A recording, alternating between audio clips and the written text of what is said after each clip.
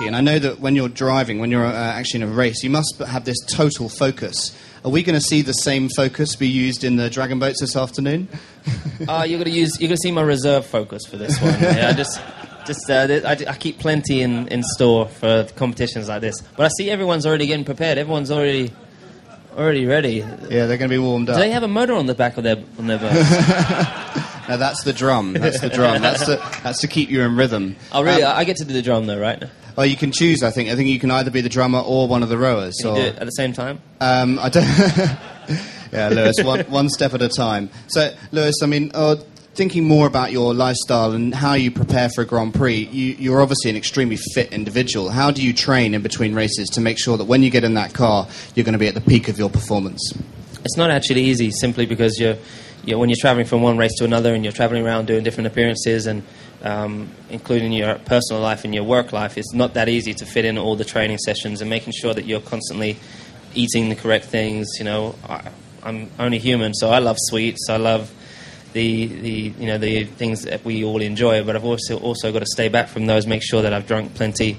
This is one of the toughest races in terms of it's very, very hot. When you put the suit on, the thermal underwear, and then the suit on top of it, you're exhausted after the race.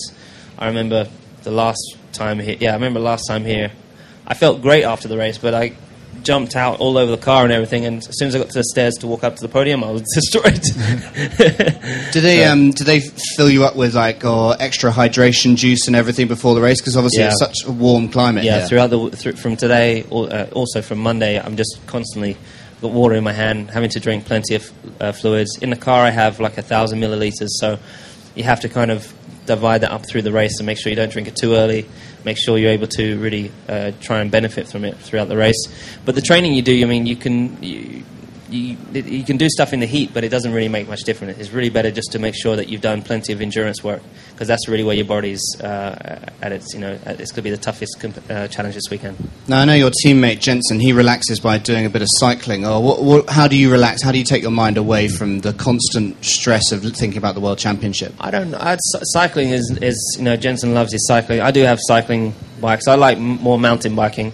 I like a little bit more dangerous. I don't feel actually too safe on the road. Cars coming past all the time. I feel like I'm going to get taken out. And I've heard stories of other cyclists that have had some problems with cars. So I try to avoid that. They say in our job that we're not allowed to do any other dangerous sports, but constantly when you're training, you're doing dangerous sports. So you really have to try and keep a balance of it. But I like listening to music. I like playing. My brother plays the drums, so I play a bit of guitar, and I like hanging out with friends and the normal things everyone does. So I like chilling. I like to be relaxed. Fair enough. Lewis, I think we've found all over the city in the next few days that you've got an amazing amount of support, and all these guys have shown up to see you this afternoon. I've got the biggest fans here. I know, yeah. There's some very excited people over there. When you're inside the car, have you got any chance to see the flags and the banners and the cheers, or have you... You know what? You do get to see that stuff. In the race, it's very difficult to... You're obviously aware that they're there, but throughout the weekend, you get to go around the track. You get, on your out lap, you might get to wave to and signal to some people, but when you do the parade lap before the race, I try to point out everyone that's wearing either the top or wearing the flag or the cap or waving the Union Jack, just so they know that I've noticed them, because everyone's just waving to everyone. But the support we have is incredible here, and I hope that this weekend we can continue with the great experiences that we've been having here and really bring the challenge to the Red Bulls and the Ferraris. Fantastic. Yeah, Lewis, I'm sure we're going to have a great weekend, and I think we're going to have a great afternoon with ExxonMobil. So, everyone, if I can ask you to give a round of applause for Lewis Hamilton.